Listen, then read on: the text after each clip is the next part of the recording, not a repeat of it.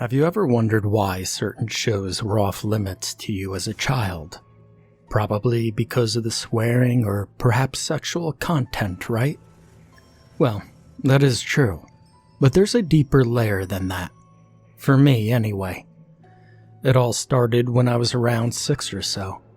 At this age, I loved to do everything that was exactly opposite of what I was supposed to do. If you said, "Don't touch the cake I made for you for your aunt's wedding," I'd probably end up devouring the entire thing in one sitting.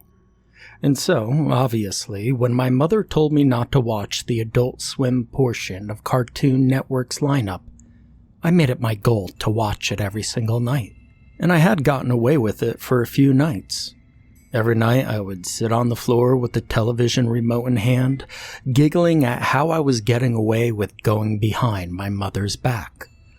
But unfortunately, my fun didn't last forever. I would say I had only been sneaking in to watch the channel for about a week or two before my mother began to catch on. It started with her noticing that my various stuffed animals would be left on the floor in front of the television at night. Then she began noticing that I was more sluggish than usual, a huge sign pointing to the fact that I hadn't been sleeping. But the last straw? Well, that was when she finally caught me with my face glued to the television screen. Now, I can't recall what was on the screen exactly, but I do remember the word penis being repeated over and over in a chant-like phrase. And looking back, that could have easily have been any Adult Swim show that has ever aired. I mean, just the other day, I was watching a Mission Hill episode where some pervert whispered the naughty word over and over into a payphone. Who knows? Maybe that's what I was watching then. Anyway, none of that matters now. Really, it didn't matter to me then. All that mattered to me then was that I was just caught doing something I was strictly forbidden not to do. And so, I did what every other 6-year-old caught with her hand in the cookie jar would do. I cried. I could easily attribute all the throat problems I have today to that night. Pretty sure I busted a few things in my throat from crying so hard and long, begging for my mother's forgiveness. But she stood firm in her decision, giving me an old-fashioned spanking before sending me straight back up to bed. And that's the thing, it was always hard to make my mother angry, but once you did it, she could be a real witch. Well, at least that's what I thought then, but I actually appreciate being set right when I was. After that night, I vowed to never watch Adult Swim again. That, of course, was just one of the many childhood vows I made to myself. Like when I got that stomach ache from eating too much, and I vowed to never eat chocolate cake again. Yeah, right. And I probably could have kept that promise had the shows not been replaying in my mind. They were so different from the shows my mom wanted me to watch. They were daring and forbidden. It was something I craved, even as a child. But not only that, but all my friends were watching these types of shows at school, even though we were only in the first grade. Now, about a week or so passed after I had gotten caught. My dad had finally come for a visit. My parents had gotten divorced not too long after I was born, so I only got to see my dad when he would come out for a visit. And it was the first time I had seen him in nearly a year. So I couldn't wait to hear the stories that he had to tell me. My dad was always on the go with his job, traveling all around the country to chase storms. Why he enjoys something like that, I'll never know, but to each his own, I guess. Anyway, after listening to what felt like a never-ending number of stories about tornadoes and other storm phenomena, it was finally time for my bedtime. Luckily, I wasn't confined to the usual 8:30 p.m. curfew when my dad was visiting, so my mom let me stay up as long as I wanted. My dad had always been a pushover when it came to giving me anything I wanted. I think he felt guilty for never being able to see me, except for maybe once every year or two. And so when it was nearing 1 in the morning, he had no problem staying up to watch television with me. I sat in front of that television with a smirk on my face. I knew that my dad would let me watch whatever I wanted, especially since he was an avid fan of nearly every adult cartoon on the market. I even recall wearing his South Park t-shirts, which easily draped down past my feet when I was that age. My mom never liked that too much either, but I just chalked it all up to her being too overprotective. Okay, well, I guess I'm trailing off into My Life, the miniseries, so let's just get back on track. I asked as sweetly and politely as I could, the best pout on my face that I could muster, if we could watch a new show that I found. I told him the channel. He didn't hesitate to turn it over, even though I'm positive he knew no kiddie shows were playing at that time of night. I remember receiving a jolt of the same feelings I had prior to my mom pulling the plug on my after-hours television fun. I felt excitement, mischief, and that subtle sense of fear that I always got from watching those cartoons. Now you have to admit that most of the stuff that plays on those lineups can be pretty scary to a 6-year-old.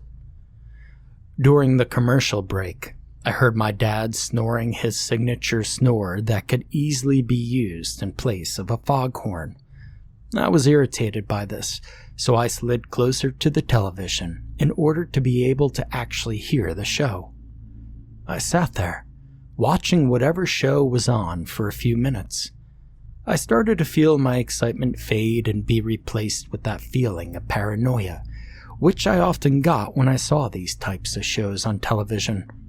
Kept looking over my shoulder, making sure the characters weren't there. Why? I don't know. I was a sensitive kid, and stupid things would scare me. I do remember the screen cutting from the show and transitioning to a black screen, which was pretty normal for Adult Swim, as they usually began commercials this way, and had many commercials where the logo of the channel is displaying on a screen of black. This always caused my heart to stop a little. I hated the feeling of stillness and the silence of those commercials as a kid. It always made me feel uneasy. And for some reason, the feeling was a little more intense this time. Not anything that would make me bolt out of the room. Yet, I was sitting in the silence with that feeling growing stronger each second that logo didn't appear. I noticed it was taking longer than usual, as if the station had gone into dead air. The screen jolted at that point, which I thought was a sign that the logo was going to appear. And a logo did in fact appear, but it wasn't the logo I had come to expect from the previous times I'd watched the channel. It was a simple logo, scrolled over the center of the screen with white lines. It wasn't too fancy, but the cleanliness and sharpness of the lines definitely made up for it. It was hard to tell what the logo was at first, as it just seemed to be a bunch of crisscrossing lines held within a thick box. It kind of looked a lot like the National Geographic logo, if it had all of its color drained from it. Now, as the logo began to fade into black, the sound that you usually hear before most movies of the 90s, I believe it's the THX sound effects. It blared. I was surprised that it didn't wake up my dad. We now present our new feature presentation. A man boomed, sounding a lot like the person that narrates over movies in the theater. You know, the man who tells you to shut off your cell phone and buy loads of popcorn and candy. But instantly, I felt a lot better. I figured this was just how Adult Swim presented their movies. And after a day of watching nothing but Disney, I was excited to see the shows and movies all my first grade friends got to watch. The only thing I could think about was bragging to my friends that I had seen an Adult Swim movie on the Forbidden Channel. Not to be mistaken with porn, guys. The movie started with little droplets falling from a darkened sky. In the mixture of the translucent rain were droplets of scarlet, which were supposed to be blood, although it looked much more like the paint that's packaged in those old paint-by-numbers. Then again, you can't really expect much more than that from a low-budget Adult Swim film. Plus, blood wasn't exactly rare amongst their programs. It was just another reason why my mom didn't allow me to watch the station. After the shower of rain and blood, one of the main characters could be seen from a bird's eye view. Their hair was rich and vibrant purple color. However, the color was fading. The rain seemed to be washing it away, as you could clearly see purple dribbles sliding down the character's body. The scene cut to a close-up of the character's face. It was a young woman cartoon character. Her eyes were nothing more than slits of black, resembling an electrical outlet. Actually, she herself resembled a huge electrical outlet, which was carried along by tiny sticks for legs and arms. Imagine the legs and arms from the SpongeBob SquarePants episode of Frankendoodle. That's the best way I know how to describe it. Her pitiful excuse for an arm lifted upward, the camera panning up from the span of the stick, zooming upward until you could see a glass window. For whatever reason, her reflection wasn't present in the mirror. But as a kid, I didn't give that much thought. Perhaps if I had paid attention to that detail, it would have unnerved me more than it did. And while I felt a little frightened by the sharp camera angles, overly simplified character designs, and the eerie piano music droning in the background, I was still determined to watch the movie in its entirety. I didn't want to face another day of school of being called a mama's boy and a chicken shit, because I hadn't been watching things that were far out of my age range. The piano music seemed like it was coming from one of those old, busted record players. In fact, it was. And as the camera panned up to the window, it steadily began to fade into the glass. It wasn't showing the contents of the room behind the window. It was actually showing the inside of the glass. Once inside the window, you could see an overweight character, drawn far differently from the female outlet.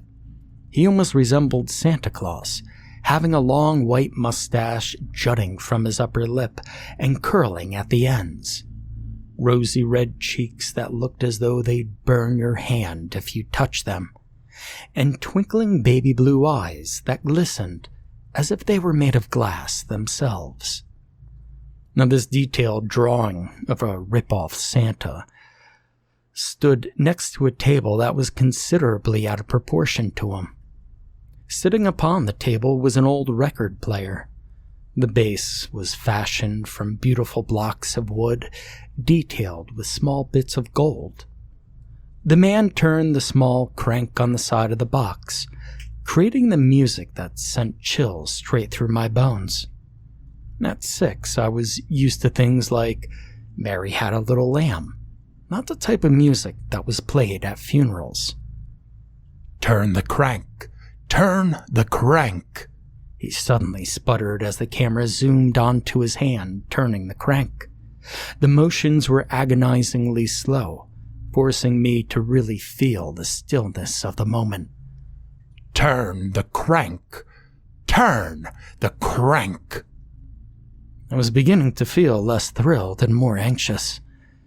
I took a moment to slide closer to the couch where my dad was fast asleep, completely oblivious to the content on the television.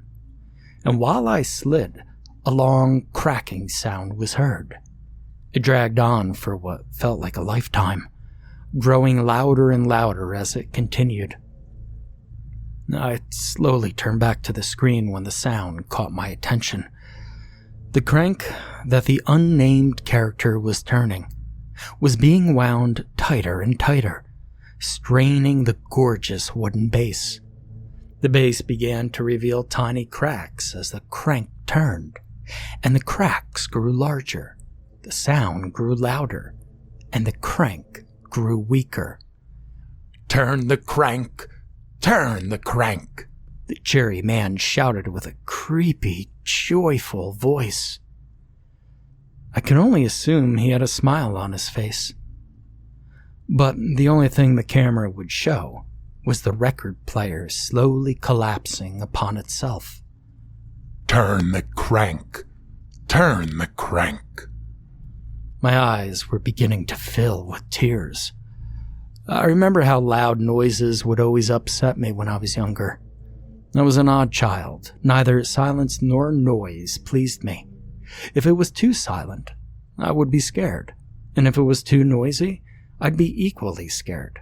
Unfortunately for me, this movie had already manipulated both of those childhood fears. My teary eyes widened as the next scene of the movie took place. The beautiful record player finally gave out, the crank breaking apart into the jolly man's hand.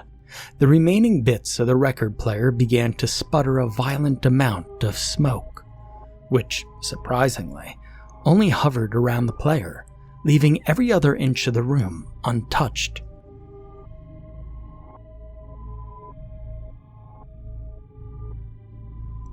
No more must I turn the crank, the man whispered, the camera focusing on his face, and his face alone. His cherry-colored cheeks were growing pale, and his glimmering eyes began to lose their luster. Suddenly, those once sparkling blue eyes shattered, shards of glass falling to the floor. I was surprised that they didn't fling into the screen. They just sort of fell from the man's eye socket. Now, I later figured that the rain at the start of the film had actually been the glass falling from his face.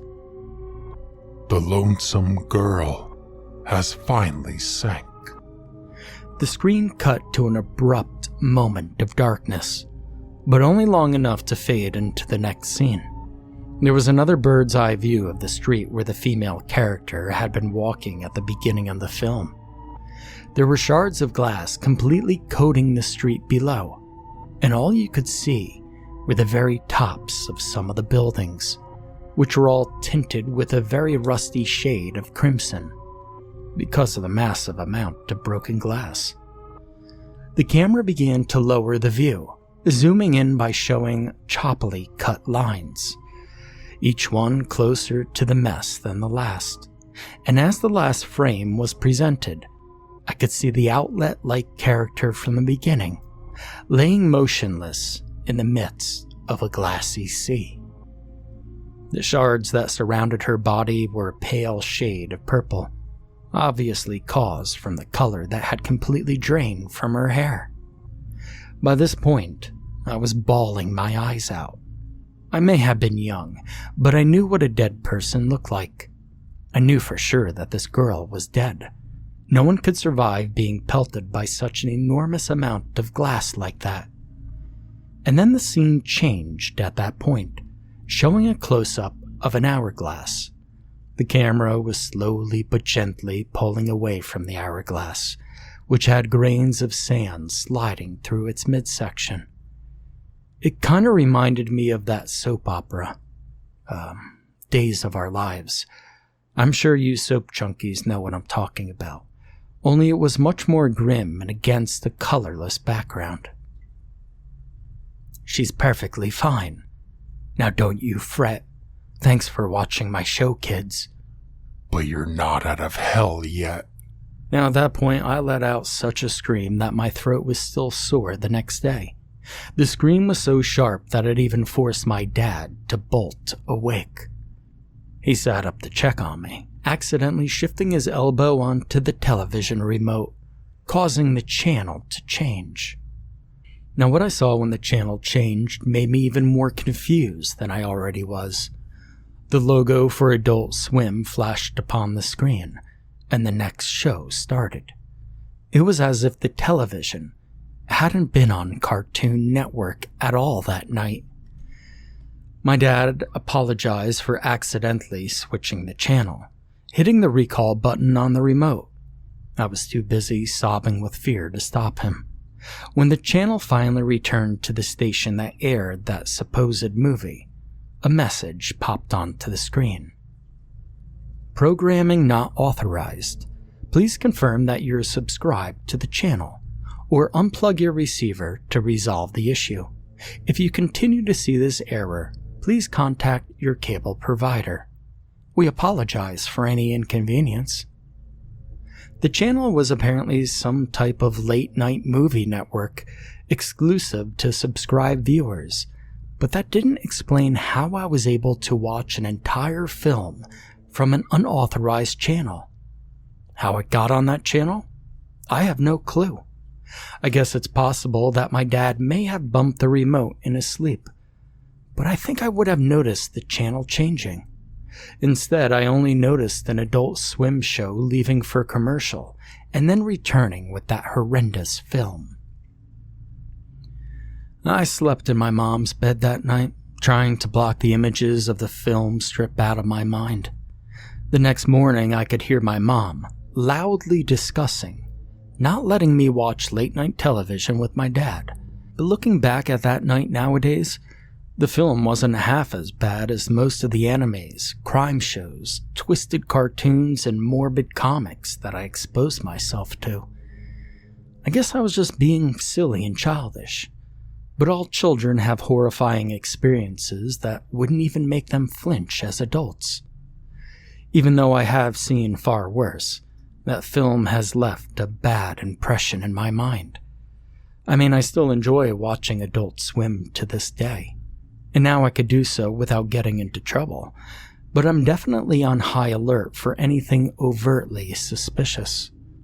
Not only with Adult Swim, but with late-night movie showings as well. I have no interest in ever seeing that film again, but I am curious about its title. I'd like to know the name so I could research any portions of the film I may have missed and possibly discover the voice actor behind that demonic Santa-like man. Maybe you guys can help me with that.